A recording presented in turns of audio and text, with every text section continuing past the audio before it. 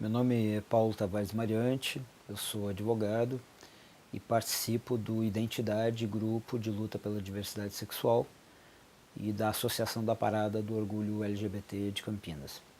O Identidade é o grupo mais antigo em existência em Campinas e foi fundado em maio de 1998. O Identidade não foi o primeiro grupo do movimento LGBT em Campinas foi o Expressão, Grupo de Defesa dos Direitos Humanos de Homossexuais.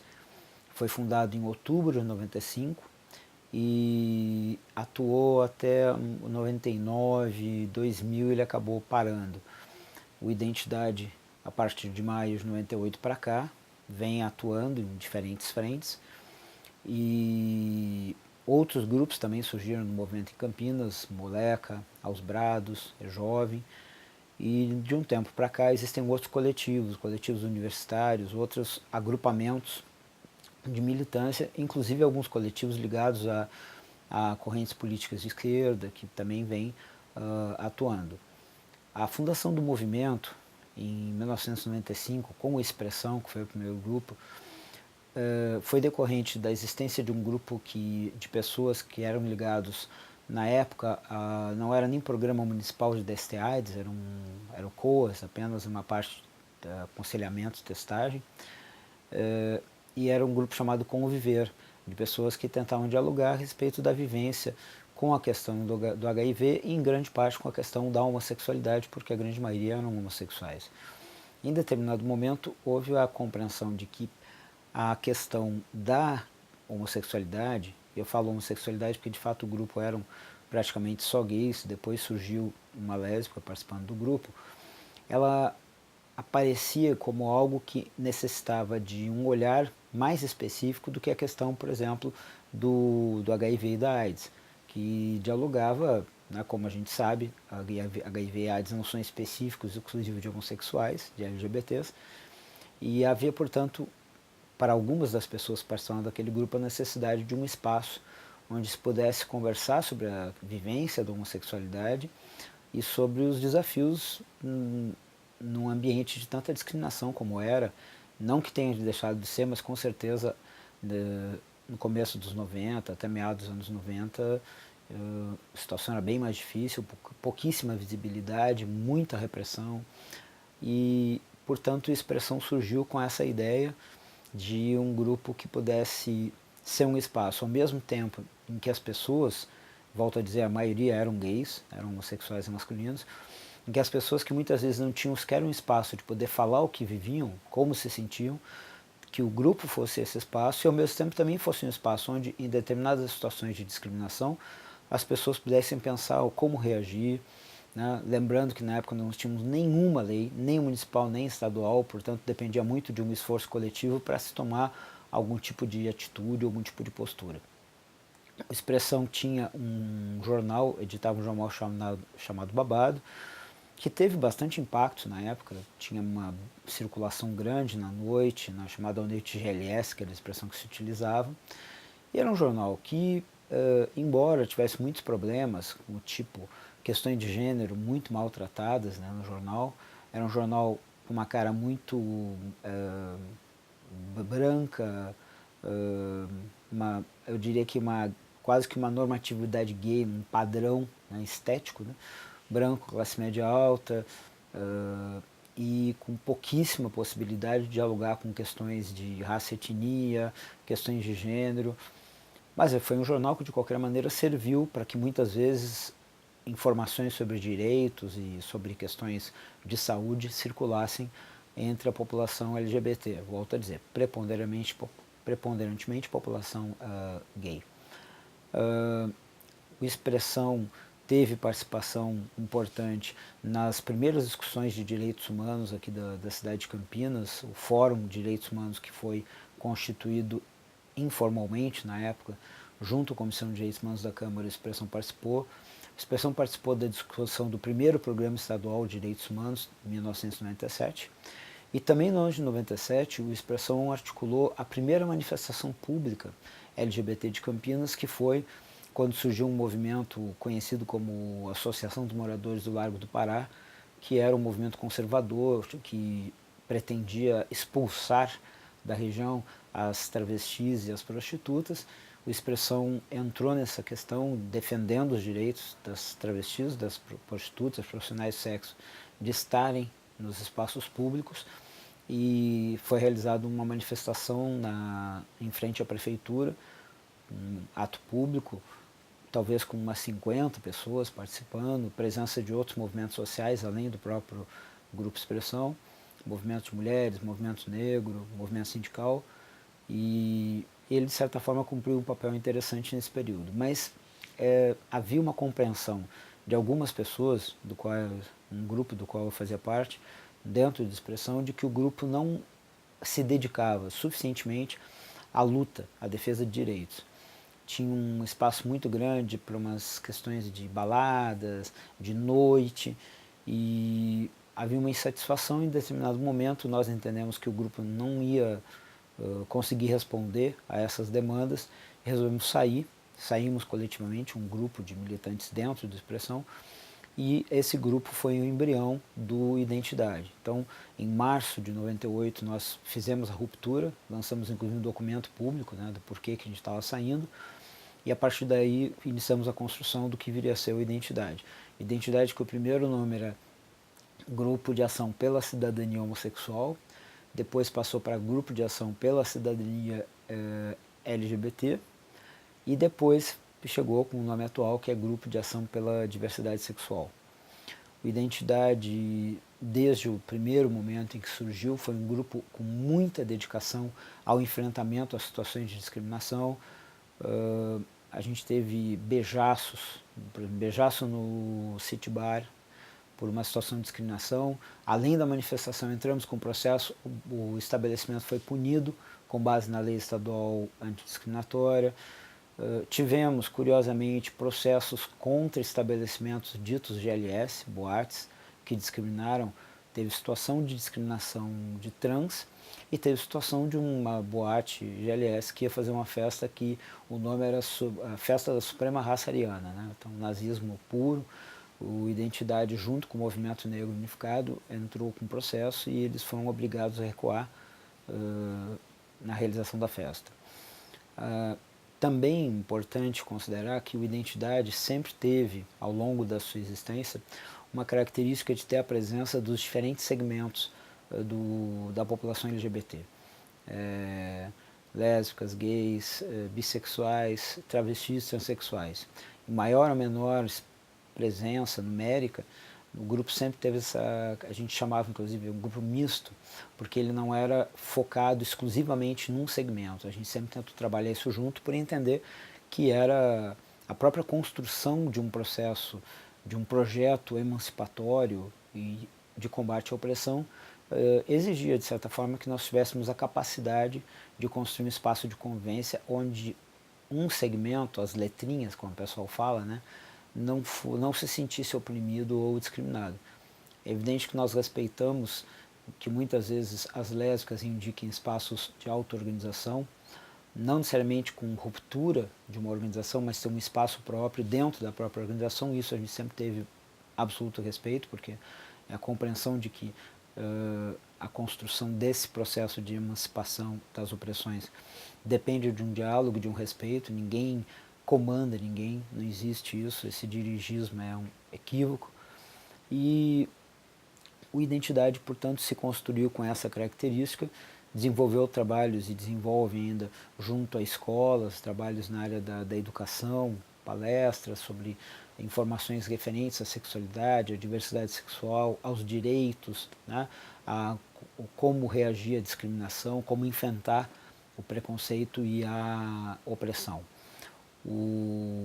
Ao longo desse período também tentou se articular com outros movimentos sociais, iniciativas conjuntas com o movimento feminista, com o movimento negro, e também, depois de um certo período, a percepção de que nós precisávamos dialogar com a esfera pública, com o poder público, para ter alguma consequência de ações governamentais, de políticas públicas em favor da população LGBT.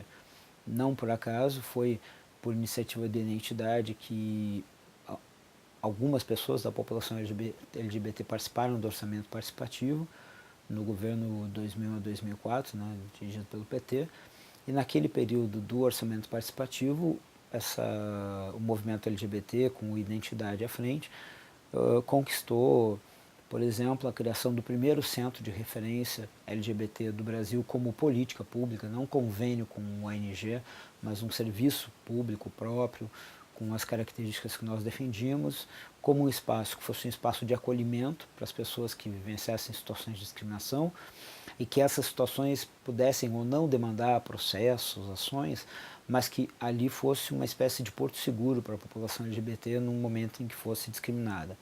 Muitas vezes as ações do centro de referência eram ações também de natureza pedagógica, palestras também em escolas, informações para educadores, e o centro de referência foi uma conquista, uma vitória do movimento. Foi só por causa do movimento, claro, contando com o espaço de participação popular que era o orçamento participativo, mas a presença e a dedicação do movimento em grande parte resultou nessa conquista. Também dessa época do orçamento participativo foi quando a parada, que foi realizada a primeira edição a partir de 2001, a parada foi incluída no calendário, né, não tanto como data por lei, mas no calendário cultural da cidade e passou a ter recursos orçamentários. Né? É verdade que depois desse período de 2000 e 2004, do governo de orçamento participativo, esses recursos orçamentários começaram a ser reduzidos e nós passamos a ter maiores dificuldades para a realização da parada, mas é importante registrar que nesse período inicial houve até previsão orçamentária de recurso para a parada LGBT de Campinas. A parada, a primeira foi em 2001, era uma considerável ousadia fazer uma parada em Campinas. Para se ter uma ideia, Campinas participou da primeira parada de São Paulo em 1997, teve um ônibus de Campinas que levou uma delegação. Depois em 98, 99, 2000, cada vez mais, então eram 3, 4, 5, 6, 10, 15 ônibus, fora as pessoas que iam por conta própria, ou seja, um número muito expressivo de pessoas de Campinas indo à parada de São Paulo, e nós nos perguntávamos, por que não tem uma parada em Campinas? Na época eram pouquíssimas paradas, inclusive em capitais. Em 2001, quando nós fizemos a primeira, aqui no estado de São Paulo, além da capital, acho que mais 2 ou 3 cidades fizeram, antes não tinha mais nenhuma, e no resto do Brasil algumas capitais e pouquíssimas cidades de interior. Hoje nós temos aí dezenas de paradas pelo Brasil, mas na época era uma ousadia e nós achamos que tínhamos que peitar, deveríamos ter a coragem de iniciar, fazer a primeira parada, pensando que, ainda que o número de pessoas não fosse um número muito expressivo, ocupar a rua defendendo direitos, expressando o que nós somos e a fala, né, a convocação à sociedade no posicionamento de combate à discriminação já seria uma conquista. A primeira parada teve em torno de 300, 400, algumas pessoas falam 500 pessoas participando. É um número que, embora pareça um número baixo, para nós na época era muito significativo. Lembrando que a parada de São Paulo, por exemplo, de 97, teve 2.000 pessoas. A primeira parada em São Paulo também não teve 100 mil, 200 mil, né, para chegar depois a 1 milhão. Então a parada sempre começa número menor, que depois ela tem um potencial de crescimento. Pensamos sempre a parada como um espaço de luta. Claro que é uma celebração, tem muita alegria, se expressa muita felicidade, muito afeto, mas nós nunca imaginamos que em função disso a parada deveria perder a sua característica de um movimento, de um ato político. Ao longo dos anos houve momentos em que a parada perigou em relação a esse sentido político e nós, de uns 3 anos para cá, iniciamos um processo de tentar retomar a parada como esse momento político. É uma celebração, é uma festa? Sim, mas é político. É para defender direitos, não é simplesmente para sair como se estivesse indo numa festa qualquer. Não, é uma festa, mas é uma festa por direitos, é uma festa por cidadania e nesse sentido nós temos nos esforçado para que a parada retome um pouco esse papel. Tem um aspecto importante na parada que, nesse sentido, eu penso que mesmo quando ela esteve mais despolitizada, ela nunca deixou de cumprir. Tem um aspecto que eu entendo como educativo, pedagógico, que é o da descoberta, usando a palavra que talvez não seja melhor, mas a percepção ou a descoberta de que é possível ser lésbica, gay, bissexual, travesti, transexual, isso se tornar público na sociedade e não acontecer nenhum terremoto, nenhuma catástrofe por causa disso. É importante dizer isso porque muitas pessoas ainda têm insegurança de assumir a sua orientação sexual, muitas vezes por temor de represálias, pelos impactos que isso aí vai ter na sua vida.